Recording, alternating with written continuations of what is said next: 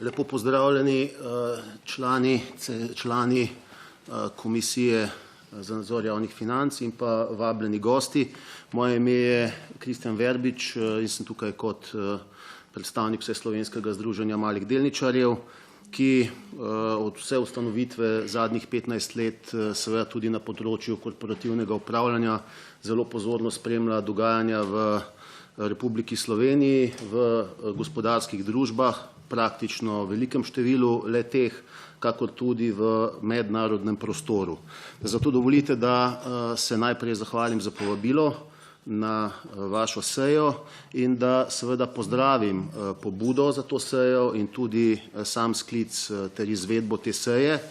V Združenju sodelavci ocenjujemo, da je to vsekakor primeren odziv tudi iz naslova delovanja zakonodajne veje oblasti, kot hkrati seveda tudi pozdravljamo reakcijo na ravni izvršne veje oblasti in tudi Slovenskega državnega holdinga, ki se je dokaj hitro sicer odzval na res da sila nenavadne okoliščine in razmere, ki so nastopile praktično v trenutku v družbi Petrol. Pri tem ne bi želel posebej izpostavljati, da je Petrol seveda ena najpomembnejših, če ne najpomembnejša družba v Republiki Sloveniji, pomembna tudi v regionalnem kontekstu, ne samo glede na obseg poslovanja in same finančne kazalce, pač pa tudi v strateškem kontekstu. Zato je takšen odziv seveda primeren. Na drugi strani pa, glede na to, da je bila predgovornica ravno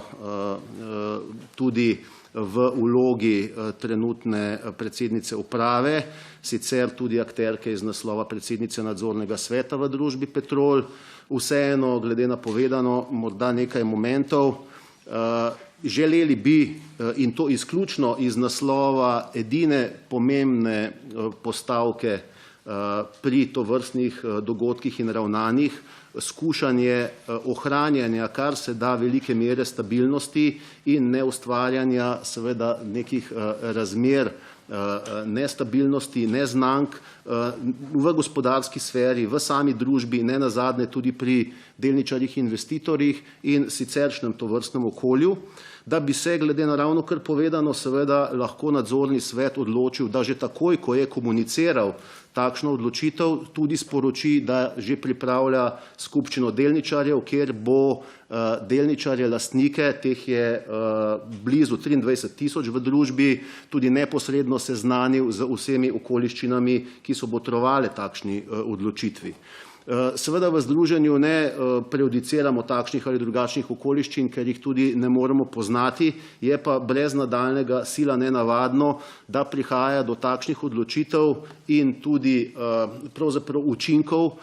glede na rekordne rezultate, ki jo je obstoječa uprava, seveda tudi z vsem ostalim menedžmentom in zaposlenimi v družbi v tem času ustvarila. Ne nazadnje, dobrega pol leta tega smo skupaj na zadnji skupščini družbe pravzaprav vsi v en glas, vključno s predstavniki nadzornega sveta, ki je tudi sprejel to strategijo pohvalili, izrekli odobravanje in odobravanje posebej izrecno tudi glede na ambicioznost te strategije. Tako da seveda bi ob tem pričakovali, da bi ne nazadnje tudi komunikacija bila v tej smeri, ki bi pravzaprav, če so že nastopili razlogi, vsaj v teh okoliščinah skušala podati kar se da veliko mero pojasnil in razmere umirjati. Nenavadno torej je tudi iz tega vidika, ko so prisotni predstavniki, najvišji predstavniki Slovenskega državnega holdinga, tudi danes, da je nenazadnje, to ni edini primer. Mi smo bili pravzaprav nedavno priče tudi podobnim okoliščinam, sicer z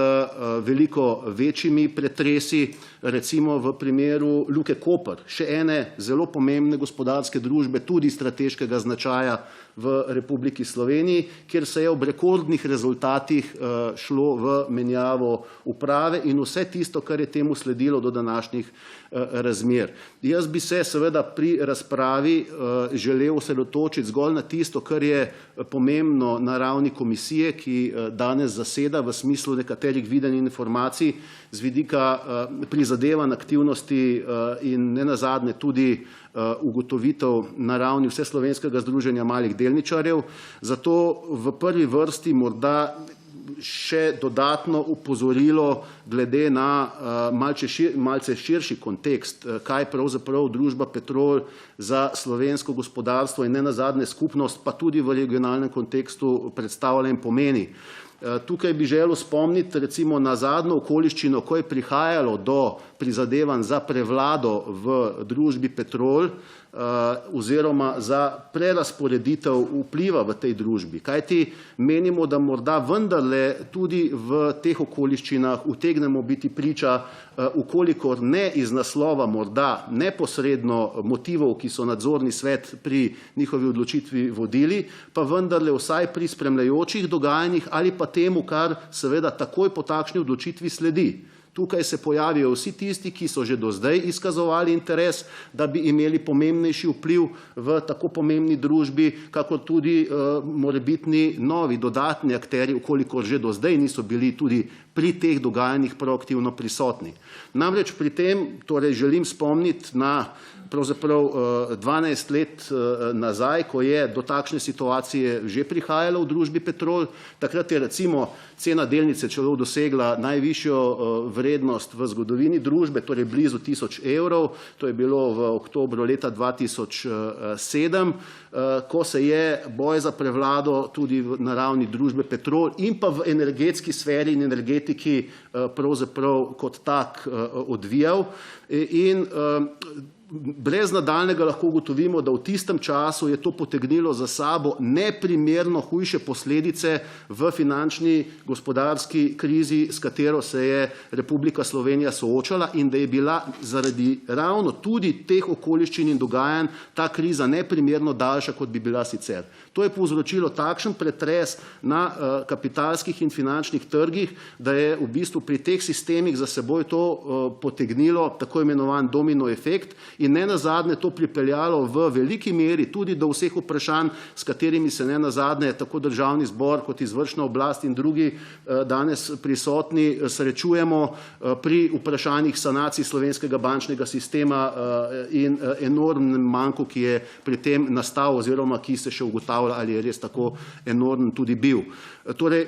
želel bi vse tiste akterje, ki so morda tukaj že prisotni, botrovali takšnim okoliščinam ali pa se odločajo, da se bodo v ta dogajanja vključili, da imajo pred očmi tudi tovrstne posledice in vidike. Gre za resno vprašanje, katerih posledice morda v nekem trenutku odločitev niti ni moč predvideti, jih je pa potrebno imeti pred očmi, kajti lahko so za celotno skupnost precej kritične. Če se pri tem samo še in omejim svojo razpravo z željo, da bi seveda komisija v svoji razpravi tudi upoštevala tovrstne vidike,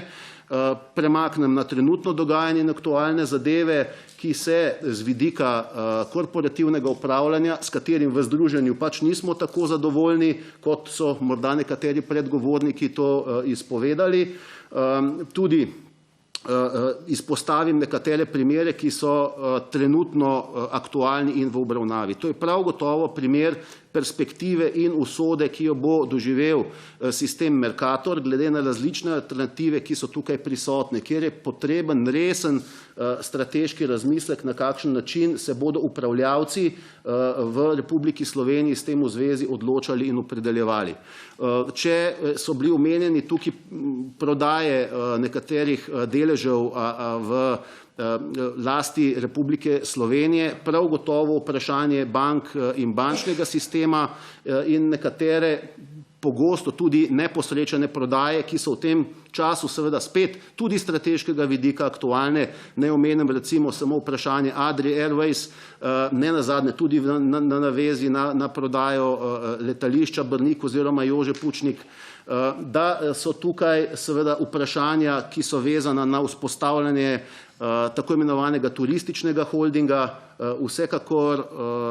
sila pomembno vprašanje. V vseh teh primerih seveda so vključeni tudi manjšinski delničarji, tudi drugi vlagatelji, investitorji, ne zgolj samo Republika Slovenija oziroma tako imenovani ali paradržavni, z državo povezani skladi oziroma družbe, v katerih ima sicer tudi Republika Slovenija in Slovenski državni holding posredno večino. Torej, nazadnje smo se, in s tem zaključujem, vsaj kar se nas tiče, na seji Komisije za nadzor javnih financ srečali pred pravzaprav 3 leti,